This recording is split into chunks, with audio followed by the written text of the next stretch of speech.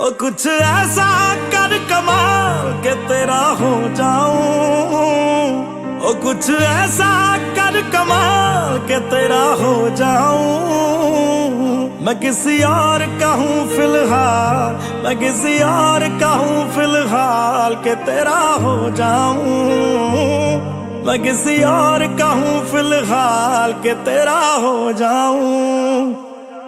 ये गल ते गलत है जो भी कर रहा जानी, और ये भी देख तेरे बिन किंज मर रहा जानी। ओ मर जाएंगे लै संभाल, ओ मर जाएंगे लै संभाल के तेरा हो जाऊं। ओ कुछ